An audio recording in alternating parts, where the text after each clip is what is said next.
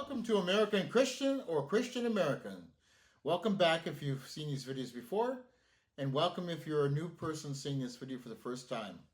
If you would please hit that subscribe button and join the family, and also if you like this video, please press the like button so we can continue to grow this channel.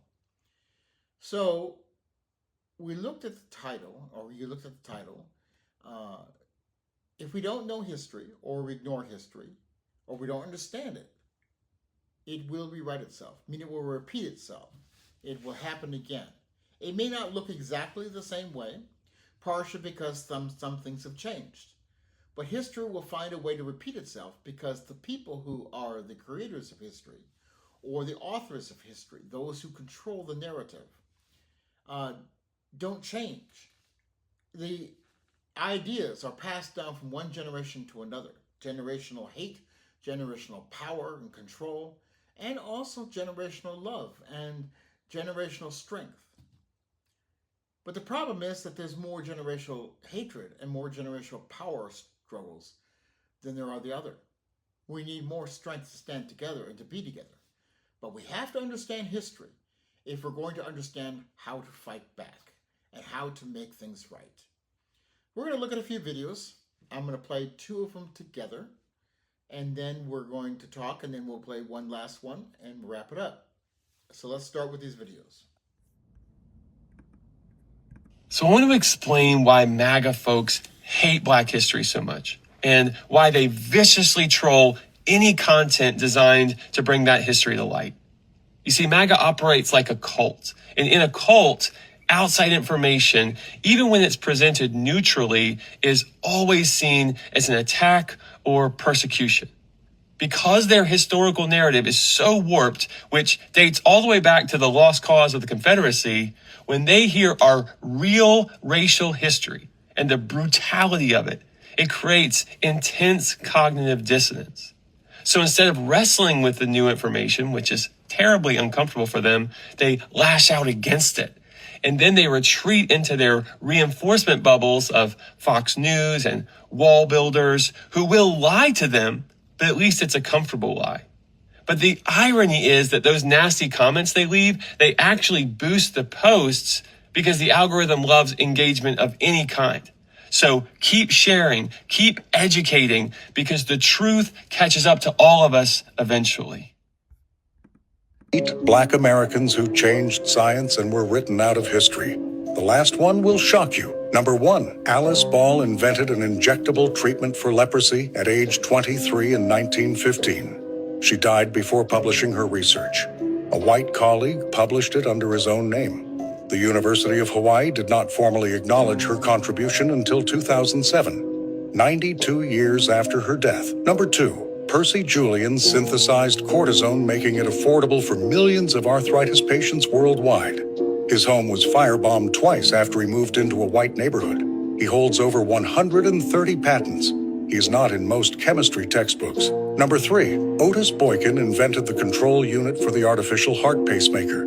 His device has kept millions of people alive since the 1960s. He holds 26 patents. He died in 1982, largely unknown. Most people learning his name today know someone who is alive because of what he built. Number 4, Solomon Carter Fuller was America's first Black psychiatrist and one of the world's leading Alzheimer's researchers. He worked alongside Alois Alzheimer himself. His contributions to understanding the disease were erased from its official history for most of the 20th century. Number 5, Marie Maynard Daly was the first Black American woman to earn a PhD in chemistry in 1947. Her research on how cholesterol affects the arteries was foundational to understanding heart disease. She is absent from most accounts of cardiovascular research history. Number 6, Emmett Chappell discovered that living organisms emit light and developed techniques used in NASA's search for life on other planets. He holds 14 patents. He worked for NASA for decades. His name appears in almost no mainstream science curriculum. Number 7, Lloyd Hall revolutionized food preservation by developing curing salts and antioxidants that extended the shelf life of meat, preventing spoilage for millions worldwide. He holds over 100 patents. The food preservation industry he transformed almost never mentions his name. Before I say the last one, make sure to hit that follow button to support the channel. Number 8. Katherine Johnson calculated the trajectories for the Mercury and Apollo missions by hand. John Glenn refused to board his capsule until she personally verified the computer's calculations. Her work was essential to putting Americans in space and on the moon. NASA did not formally acknowledge her contributions until the film Hidden Figures brought her story to public attention in 2016. 54 years after the missions she made possible, she was awarded the Presidential Medal of Freedom in 2015. She was 96 years old. She died in 2020. She spent most of her career in a building where the bathrooms were segregated by race.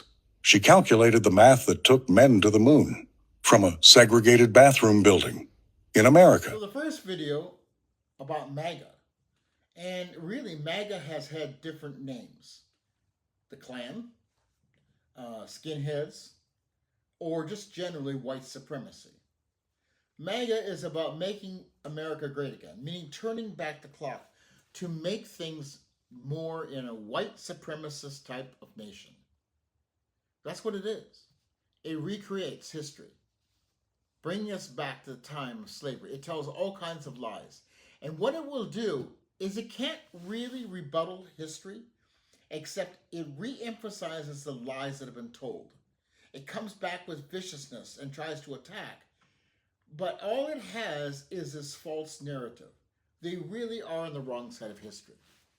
And then we talk about 8 African Americans who have really influenced this country through science and development. And they never got credit for it. Just like Lewis Latimer, who actually created the first workable light bulb. Even though Edison created a light bulb, it didn't last. And so Lewis Latimer was the first one to create a light bulb amongst these other 8 inventors.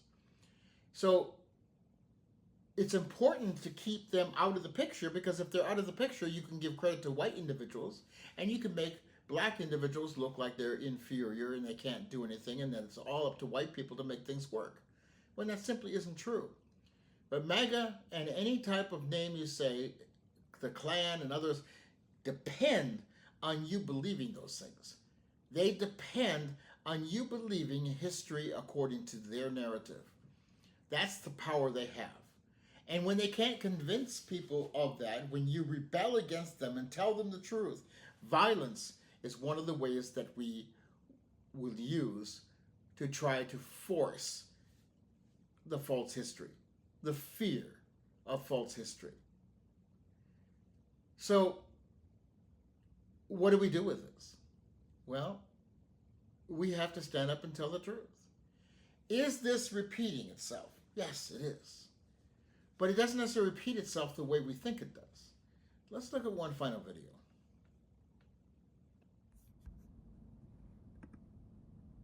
Anyone who says that we're not inching towards a Jim Crow 2.0 just hasn't read enough history.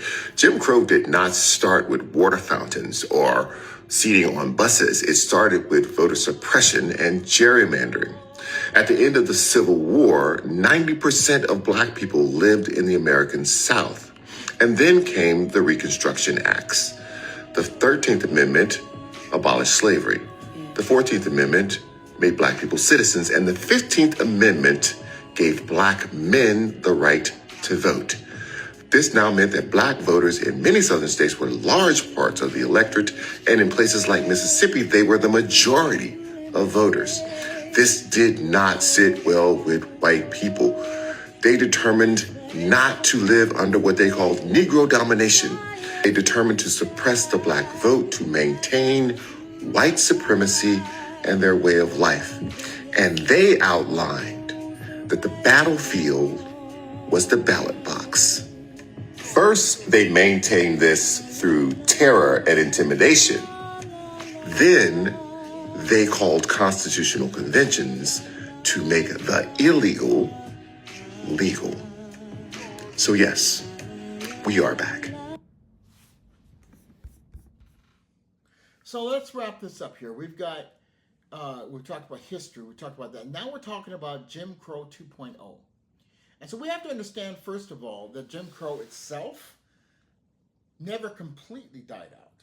I mean, Yes, the major Jim Crow laws, segregated drinking fountains, and all these different things that happened.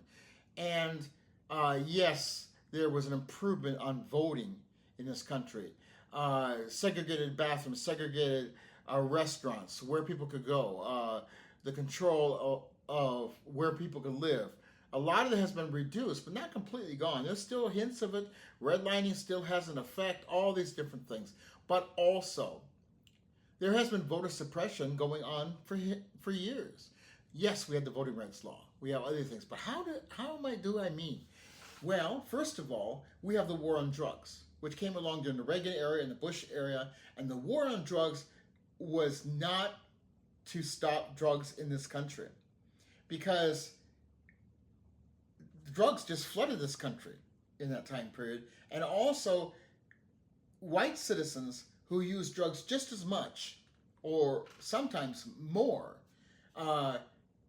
were not imprisoned or arrested or they were given shorter sentences than black Americans who were arrested, who were in jail 5 times more, plus they received sentences way off the charts compared to white citizens. But the key is those people who were arrested and convicted lost their right to vote. That is a way of voter suppression. So even when they're released, if they're released, they no longer have the right to exercise their constitutional amendment, and their voice does not count. Now, you can say their voice counts by talking to other people, for those who have been arrested, to keep them away from these things. That can help, but there's also a discouragement playing there. Our prison system beats people down, takes away sometimes their self-esteem, and they just want to survive.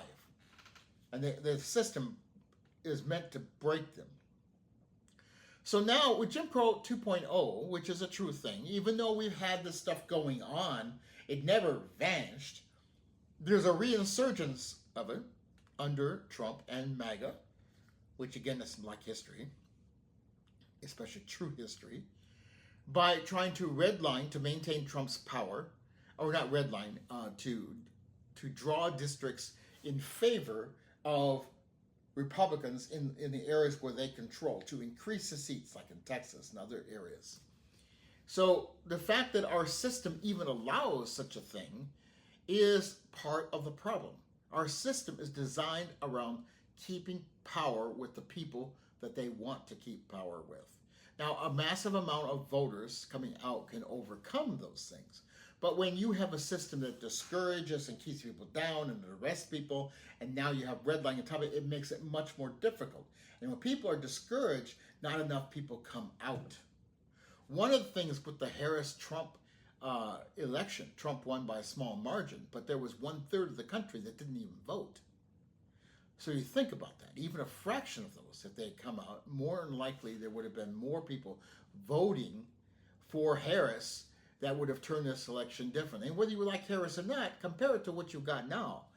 Also, look at all the House seats and the Senate seats that are in control of people who will oppress so many people, not just African Americans, but poor whites in this country as well.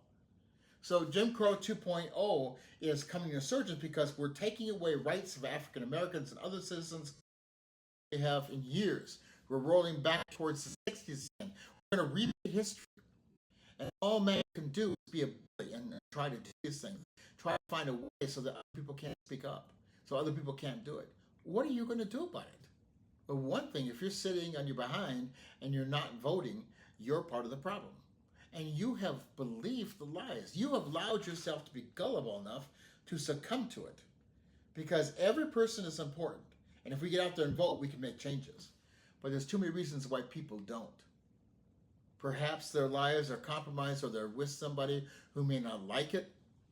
And not that I'm against people marrying, black people, white people marrying together, but sometimes people marry somebody, especially a Caucasian person, who may not be in touch with African American history or may not have that mindset, and they will succumb to it. And it's important that whoever we marry, we still think for ourselves, and we still support what supports all people. And people should have the right to marry each other, especially if it's for love. But we can't let history be diluted because of a partner we have. We have to make the right decisions. No matter who we marry, We have to be in touch with each other and care equally about each other's backgrounds and each other's histories. We have to love each other and care for each other. We have a lot of things that we have to achieve if we want to do something different. But we have to start by making a decision to be involved. We have to start researching and learning about African Americans in this country who have contributed. We have to stop believing the lie that only white people have contributed in this country. We have to start believing and understanding the current situation and the lies that MAGA puts out. I know so many Caucasian people, some of my work with, some of my other people, who are gullible. They believe these lies because it's comfortable for them. They don't really know what they're talking about. And they don't want to know because it disturbs their way of thinking. They don't want to expand beyond that. But there are people who will change. Are you one of those people? Are you one of those people who will think differently? Because all of us are valuable to God. All of us are valuable. It should be valuable to each other. But we have to push back against those people who would have us to repeat history, those who would tell lies. An African American should not have to come to you and to fight to try to convince you of an injustice. You should realize that injustice is going on and stand up for it. Because realize this, if you're Caucasian, what you ignore because you think it's about somebody else is biting at you just as well. You are being hurt by the lack of health care. You are being hurt by the lack of union support. You're being hurt by big business and corporations who gouge your wallet. It may be worse for African Americans, but you're not immune to it. You're being hurt as well. So when we wake up and realize that the battle is not supposed to be between us because we're black and white and others, the battle should be about what's right and what's wrong. And it's those who hold power and control and really don't care about any of us. Stop believing this country is the best country in the world and realizing what it is, a country of great historical tragedies. But it has the potential to be great. When will we realize it? So we can actually make it great and not great in the sense of MAGA. Until the next time on American Christian or Christian America.